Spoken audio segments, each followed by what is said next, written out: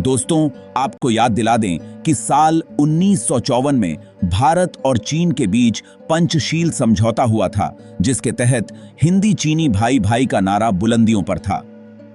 इस समझौते के तहत क्षेत्रीय अखंडता और संप्रभुता के लिए परस्पर सम्मान, शांतिपूर्ण सह अस्तित्व, आपस में गैर आक्रामकता, आपस में गैर हस्तक्षेप के साथ ही समानता और पारस्परिक लाभ से जुड़े सिद्धांतों पर हस्ताक्षर किए गए थे। परंतु उपरोक्त समझौते पर पानी फेरते हुए चीन ने 1962 ईस्वी में भारत के पीठ में छुरा घोंपा। अगर अभी तक आप चैनल को सब्सक्राइब नहीं किए हैं तो अभी कर लीजिए। नाथुला, सुमदोरोंगचू, तवांग, डोकलाम तथा गलवान संघर्ष चीन की दुस्साहसी कार्रवाई के नमूने हैं। यह अलग बात है कि इन झड़पों में वह भारत की ताकत का बखूबी अनुभव कर चुका है। अभी हाल में ही रूस के कजान शहर में आयोजित ब्रिक्स शिखर सम्मेलन 2024 में पीएम मोदी और चीनी राष्ट्रपति शी जिनपिंग के बीच एक बार फिर से द्विपक्षीय बैठक हुई। इस दौरान दोनों नेताओं ने एलएसी से सैनिकों के पीछे हटने और साल 2020 में पूर्वी लद्दाख में चीनी सैनिकों की घुसपैठ के बाद जो विवाद शुरू हुआ था, उसे सुलझाने के लिए हुए समझौते का स्वागत किया है।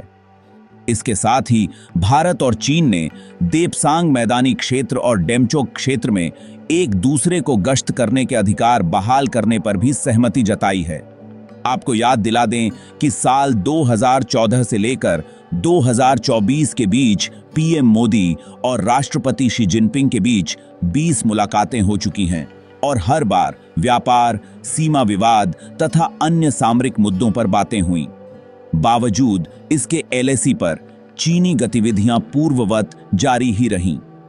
अब एक बार फिर से चीन और भारत ने दोस्ती का हाथ आगे बढ़ाया, परंतु सवाल यह उठता है कि क्या चीन अपनी धोखेबाजी से बाज आएगा? चीन कितना धोखेबाज पड़ोसी है, यह जानने के लिए इस वीडियो को पूरा देखें। चीन ने अपनी शक्ति के दम पर दुनिया की छत कहे जाने वाले तिब्बत पर 23 मई 1951 को कब्जा कर लिया। उस वक्त तिब्बती धर्मगुरु दलाई लामा ने भी तिब्बत को चीन का हिस्सा मान लिया, परंतु जब साल 1959 में चीन ने दलाई लामा को बीजिंग बुलाया तो वह सैनिक वेश में 14 दिन की लंबी यात्रा तय कर मार्च 1959 में भारत भाग आए। यही नहीं, दलाई लामा के भारत आने के एक साल के भीतर तकरीबन 80,000 तिब्बती भी भारत आ गए। तिब्बती धर्मगुरु दलाई लामा को शरण देने के कारण चीन बौखला उठा, जो साल 1962 में भारत चीन युद्ध के कारणों में से एक था। हालांकि शुरुआत में भारत ने तिब्बत पर चीनी कब्जे को मान्यता नहीं दी थी, लेकिन साल 2003 में भारत सरकार ने आधिकारिक रूप से तिब्बत को चीन का हिस्सा मान लिया।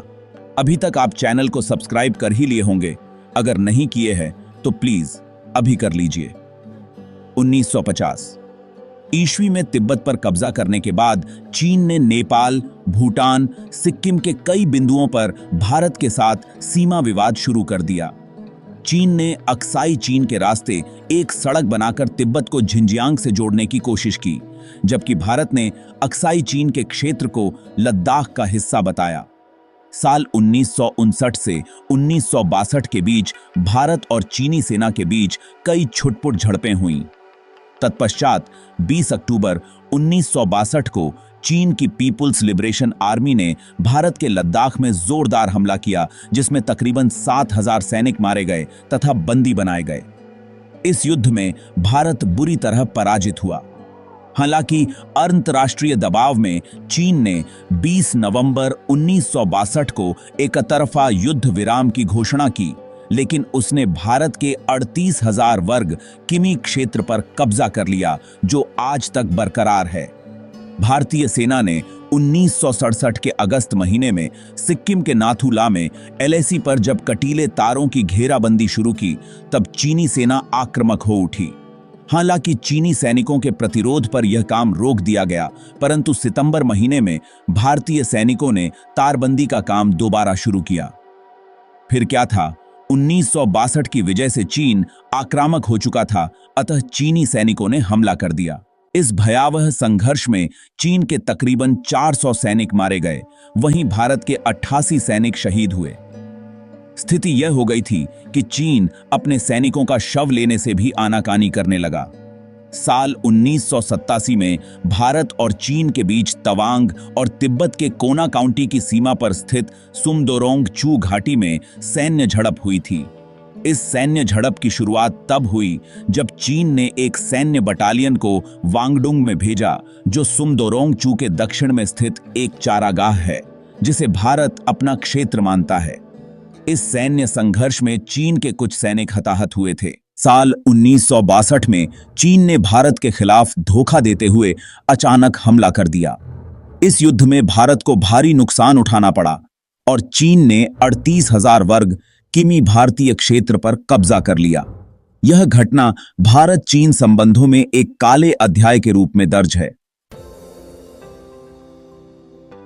हाल ही में रूस के कजान शहर में आयोजित ब्रिक्स शिखर सम्मेलन 2024 में पीएम मोदी और चीनी राष्ट्रपति शी जिनपिंग के बीच एक बार फिर से द्विपक्षीय बैठक हुई। इस दौरान दोनों नेताओं ने एलएसी से सैनिकों के पीछे हटने और साल 2020 में पूर्वी लद्दाख में चीनी सैनिकों की घुसपैठ के बाद जो विवाद शुरू हुआ था उसे सुलझाने के लिए हुए समझौते का स्वागत किया है। इसके साथ ही भारत और चीन ने देपसांग मैदानी क्षेत्र और डेमचोक क्षेत्र में एक दूसरे को गश्त करने के अधिकार बहाल करने पर भी सहमति जताई है। चीन ने अपनी शक्ति के दम पर दुनिया की छत कहे जाने वाले तिब्बत पर 23 मई 1951 को कब्जा कर लिया।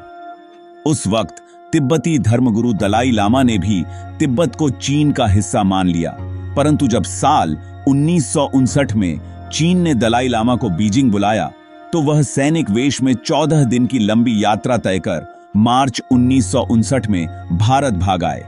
यही नहीं, दलाई लामा के भारत आने के एक साल के भीतर तकरीबन 80,000 तिब्बती भी भारत आ गए। तिब्बती धर्मगुरु दलाई लामा को शरण देने के कारण चीन बौखला उठा, जो साल 1962 में भारत चीन युद्ध के कारणों में से एक था। इस झड़प के बाद चीन और भारत के सैनिक बड़ी संख्या में सीमा पर तैनात कर दिए गए थे, परंतु मई 1987 में भारतीय विदेश मंत्री की बीजिंग यात्रा के बाद एक बड़ा संघर्ष टल गया।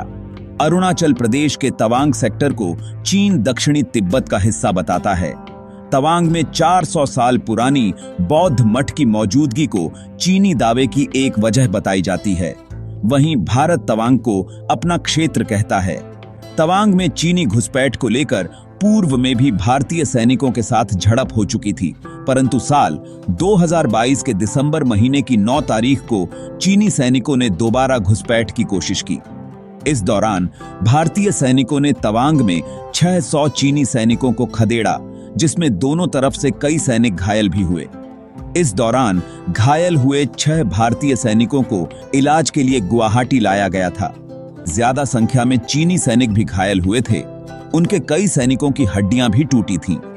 सिक्किम बॉर्डर के नजदीक ट्राई जंक्शन पॉइंट पर स्थित डोकलाम पर चीन और भूटान दोनों ही दावा करते हैं। वहीं भारत डोकलाम पर भूटान के दावे का समर्थन करता है। साल 2017 में 18 जून को तकरीबन 300 भारतीय सैनिकों ने बुलडोजर्स के साथ जाकर चीन द्वारा बनाई जा रही सड़क को रोक दिया। रक्षा विशेषज्ञों का मानना है कि यदि भविष्य में भारत और चीन के बीच संघर्ष की स्थिति बनती है तो चीन इस सड़क का इस्तेमाल सिलीगुड़ी कॉरिडोर पर कब्जे के लिए कर सकता है।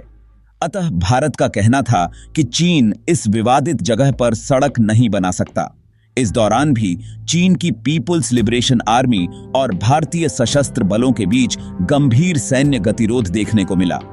लद्दाख में एलएसी पर पेट्रोलिंग पॉइंट्स को लेकर जून 2020 में भारत और चीनी सैनिकों के बीच एक हिंसक झड़प हुई थी, जिसमें चीनी सैनिकों ने निहत्थे भारतीय सैनिकों पर एकतरफा घातक हमला किया था। इस दौरान भारत के 20 जवान शहीद हो गए थे। वहीं भारतीय सैनिकों की जवाबी कार्रवाई में चीन के 40 से 45 सैनिक ढेर हो गए थे। अंतर्राष्ट्रीय एजेंसियों तथा रूस ने इस बात की पुष्टि की। इसके चीन की पीपुल्स लिबरेशन आर्मी ने अपने सैनिकों के बारे में कभी आधिकारिक आंकड़े नहीं जारी किए। इसके बाद से ही एलएसी पर भारत और चीन के बीच तनाव जारी था। चैनल को लाइक, सब्सक्राइब और शेयर जरूर कर दीजिए। आपका एक सब्सक्राइब हमारे लिए बहुत मायने रखता है। धन्यवाद।